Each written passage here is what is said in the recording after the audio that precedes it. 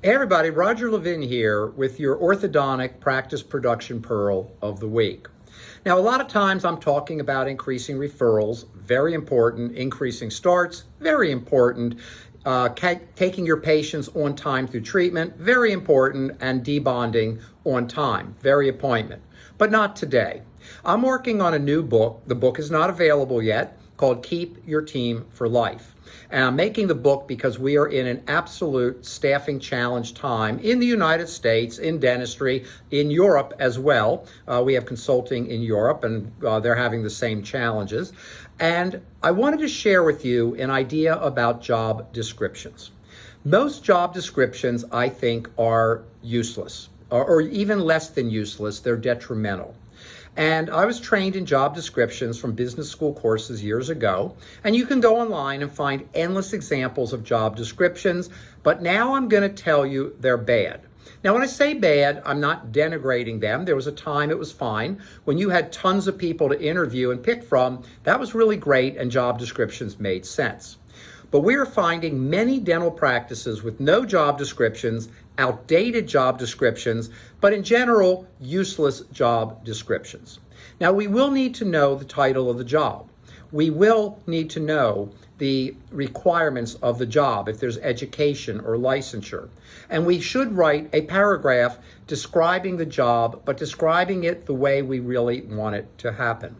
So I'm going to give you 3 categories after that need to be in your job descriptions. This is what we do with every new client, so you should be doing it. You need to go back and write these job descriptions. If it's that important to us, I want it to be that important to you, and I try to teach you what we really do so you can go out and do it. The first category to add to a job description is responsibilities. What is this person responsible for? People today do not want a job. They want responsibility. And we don't make it clear in our job descriptions, these are the areas of responsibility. You cannot have more than 6. If you have more than 6, you've got none. It's overwhelming. Nobody's going to pay any attention. They don't pay any attention to your job descriptions now, and you probably don't either. But you could have just one. It could be collect 98% of all money owed to the office. It could be accept maximum delegation and keep the doctor on time for a dental assistant. It could be. It can be 1, 2, 4, 6, but no more than 6. Second category, accountabilities. I rarely see this. What is this person accountable to do?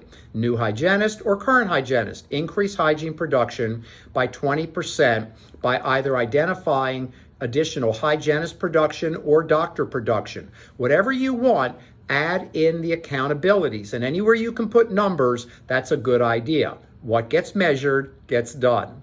And the third area that I've never seen is team building. And team building would be talking about the human side of support, cooperation, and collaboration. Support, cooperation, and collaboration. And you're putting it in to make it clear that if you're going to be on this team in the vision I have for our future, we really work as a team. And you need to have it there to remind people this is a major part of the job description. Now, you need to do this for your current team, but with them, you bring them in to help you with it, to look at it, to give you ideas. It's a great team building exercise. For new hires, imagine being able to ask questions, and questions are so important. I'm dedicating so much effort today to asking better and better or even beautiful questions. And when you interview and you ask someone about responsibilities, you get a sense if they can do the job. And then you ask about accountabilities. Now, people can fool you, so you need to ask a number of questions. On an accountability, I try to ask the same question 3 different ways to see if I get the same answer, or if I get kind of contradictory answers, you're less likely to be fooled, because people interview really well, some people. And lastly, team building, support, collaboration, cooperation. You want to get a sense. Ask asking questions like, so tell me how you helped other people in your last position.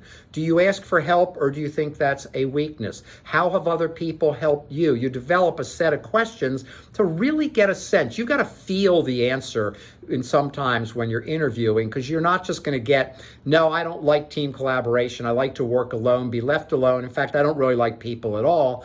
You're not going to hear that. You're going to hear what a person will tell you if they want the job. And I'm not saying that people always try to fool you.